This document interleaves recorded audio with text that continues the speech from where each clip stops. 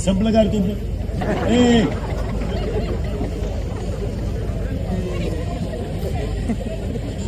सगळ्यांच्या शब्दामध्ये आभार मानणं माझ्याकडून शक्य नाही, परंतु आजच्या विवाह सोहळ्याबद्दल साखरपुड्याची चर्चा जशी महिनाभर चालली तशी ही चर्चा 1 वर्षभर आरामशीर चालेल. आणि बऱ्याच लोकांची अशी शंका आहे की इंदुरीकर महाराजांनी मुलीचं लग्न का एवढं मोठं का केलं. तर लोकांचा पहिला एक शंका आहे की इंदुरीकर महाराज लोकांना सांगतात की लग्न साधे करा आणि स्वतः मोठा केला. त्याचं उत्तर असं आहे, ज्याची परिस्थिती आहे, ज्याला संतांनी दिलाय आणि ज्याच्यावर ज्ञानोबा रायाची कृपा आहे त्याने जरूर करावं. पहिली शंका आहे. दुसरी एक ओरड आहे की एवढे आज जरा जेवण झालं, त्यात 2-3 कमेंट पडल्या जेवणाच्या की इंद्रिकर महाराज एवढं जेवण घालतात, मग त्यांनी मठ्ठ्यावर मी बोलतो, मग त्यांनी मठ्ठा केला का. तर पहिला प्रश्न, तो मेठ्ठा मी माझ्या सगळ्या कार्यक्रमातून वजा केला, म्हणजे त्याच्याबद्दल बोलायचं तुम्हाला राहत नाही. दुसरी गोष्ट, बऱ्याच लोकांनी गुलाबजांबूची चर्चा केली, तो लांब असावा. मी गुलाबजांबू केलाच नाही, हा दुसरा मुद्दा केला. तिसरा मुद्दा असा होता लोकांचा की बऱ्याच आज दिवसभर ओरड होत्या की तिसरी गोष्ट अशी होती, महाराष्ट्रीयन जेवण असावं. लोकांनी तसं काय केलं तर रात्री, सकाळी आणि आत्ता आपण जे जेवण केलंय, आम्ही शुद्ध सात्विक वारकरी माणसं आहोत. आम्ही महाराष्ट्रातली आहोत, छत्रपतींच्या रक्ताचे आहोत. आम्ही दुसरा पदार्थ खाऊ शकत नाही. हे पहिली गोष्ट आहे. मग बऱ्याच लोकांची उद्या एक शंका राहील की ह्या माणसाने एवढा कार्यक्रम मुलीचा का केला. महाराज, तुम्हाला बसणाऱ्यांना माहीत नसेल, आमची मुलगी आणि मुलगा आज मोठा झाला हे तुम्हाला आज दिसतं. आज माझी मुलगी मोठी झाली हे दिसतंय, पण आम्ही दोघं कीर्तनकार असताना माझ्या मुलीला आणि माझ्या मुलाला कधीही वडिलांचं सुख कधी मिळालं नाही. 3 महिन्याची माझी मुलगी असताना दुसऱ्याच्या घरामध्ये ठेवून आम्ही कीर्तनं केली. माझ्या मुलांनी 10वी पर्यंत आतापर्यंत त्यांची वडिलांचा संपर्क कधी आला नाही. तुम्हाला पाहायचंच असेल तर शास्त्री बसलेले आहेत. माझा स्वतःचा मुलगा नामदेव शास्त्रींकडे शिकायला त्यांच्याकडे आहे. त्यांनी सांगावं, मी 3 वर्षामध्ये माझ्या स्वतःच्या मुलाला सुद्धा भेटायला गेलो नाही. शास्त्री सांगतील, आम्ही रात्रंदिवस 32 वर्ष रक्ताचं पाणी करून 6-6 तास बोलून 800 किलोमीटर प्रवास करून आम्ही कुटुंब चालवलं. आणि कुटुंब बंद करत बंद कुटुंब चालवत असताना आम्ही नुसतं कुटुंबच नाही चालवलं, तर समाजाच्या देणेदारीतून आम्ही कोणत्या क्षेत्रात कमी पडलो नाही. बसलेल्या कोणत्याही माणसाने सांगावं की आम्ही कोणतंही क्षेत्र असो, मंदिर बांधायचं आम्ही पुढेच आहोत, सप्ताह करायचा आम्ही पुढेच आहोत, विद्यालय चालवायचं आम्ही पुढेच आहोत. अनेक लोकांनी विद्यालय चालवले असतील, पण आतापर्यंत 1 रुपया न घेता 13 शिक्षकांना नोकरी देणारा एखादी संस्था मला महाराष्ट्रात दाखवा, ती माझ्याकडे आहे.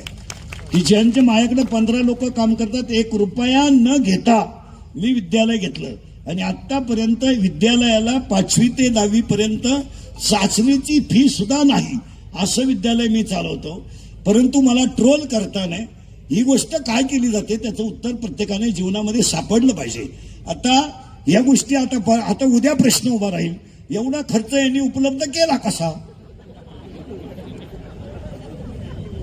हे पैसे यांनी आणले कुठून.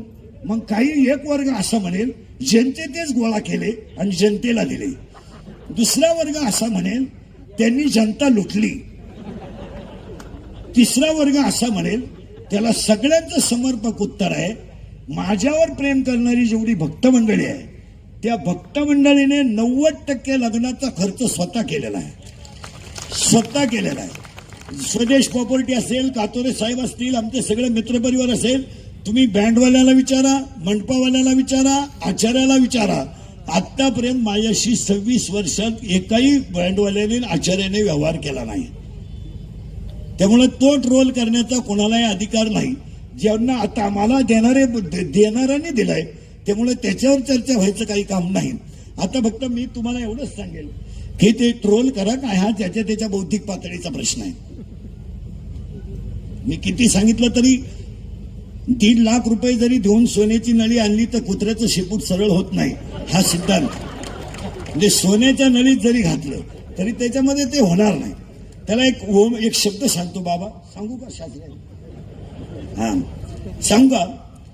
विश्वामध्ये जेवढे ग्रंथ झाले त्या ग्रंथांमध्ये श्री गणेशाय नमः, ओम श्री गणेशाय नमः, ओम नमोजी. पण सांगदेव 65 लिहिताना सांगदेव 65 मध्ये 3 गोष्टी अशा आल्या, एक हठयोगी आहे आणि एक ज्ञानयोगी आहे. सांगदेव महाराज हठयोगी आहे आणि ज्ञानेश्वर महाराज ज्ञानयोगी आहे.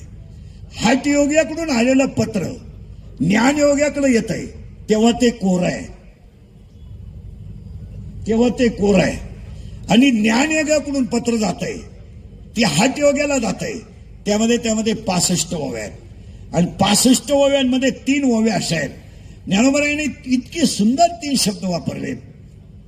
अलंकार तुम्ही कोणताही करा, अलंकार तुम्ही कोणताही करा आणि त्याला कोणताही आकार द्या, पण अलंकार सोन्याचं सोने पण सोडत नाही.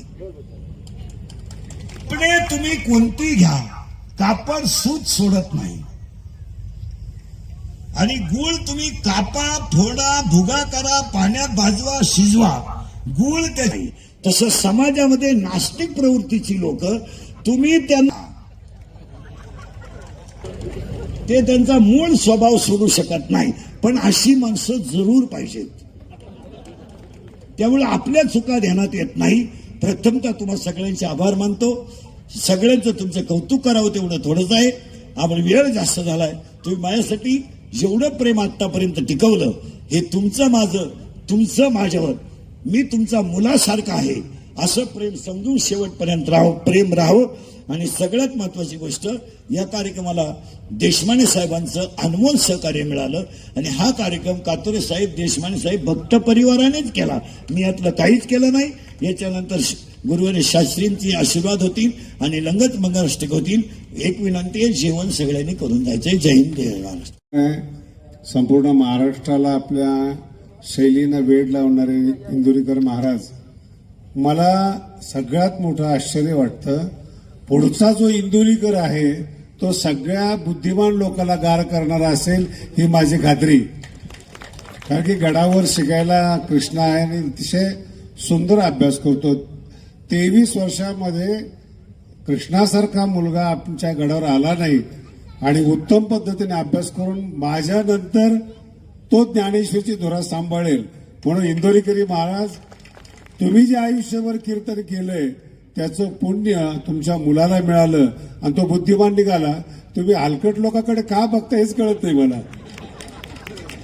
टीका करणारी लोक ही सर्वसामान्य असतात, लहान असतात, बौद्धिकदृष्ट्या कमकुवत असतात. त्यांना वैभव सहन होत नाही, हत्तीचं वैभव सहन होत नाही. आणि हत्ती आला तर लोकांना कळावं म्हणून भुकणारे पण पाहिजे. त्याच्यामुळं इंदुरीकरावर टीका करतात. जितकी जास्त होईल, ज्ञानोबा म्हणतात, तितका माणूस हा मोठा असतो. म्हणून येत्या नवीन इंदोरीकराचं आपण सगळ्यांनी स्वागत करा. ज्ञानेश्वरीतला तो भविष्यातला उगवता सूर्य आहे आणि अतिशय चांगलं शिक्षण आहे. आपल्या सगळ्याला कल्पना आहे, मी विनाकारण स्तुती करत नाही, पण खरंच आमच्या भगवानगडाचं भाग्य आहे इंदोरीकर महाराजांनी तो मुलगा देऊन ज्ञानेश्वरी भविष्यातलं माझं टेन्शन कमी केलं. आता महत्वाचा विषय आहे, पितृकार्यातलं सगळ्यात मोठं कार्य आणि अवघड मनाने केलं जाणारं मुलीला निरोप देणं आणि जिला आपण आपल्या रक्तातून वाढवलं तिचा आज तसा निरोपाचा दिवस आहे आणि आनंदाचा दिवस आईचा आहे की ती एक चांगल्या घरी चाललेली आहे. ज्ञानेश्वरी आज साहिलला भेटली. साहिलने ज्ञानेश्वरीचं कौतुक करावं आणि आपला वंश पुढं वाढवावा. माऊलीचा आशीर्वाद त्यांच्या पाठीमागे राहील. जास्त न बोलता आपल्याला सगळ्याला वेळ झालेला आहे. इंदोरीकर महाराजांना पुन्हा सांगणे, याच्यानंतर इंदोरीकर महाराज टीकेला उत्तर देऊ नका. आपल्या कीर्तनाने लोकांना उत्तर द्या, एवढा समाज जमून दाखवा, मग त्या लोकांनी इंदोरीकर महाराजांवर टीका करावी.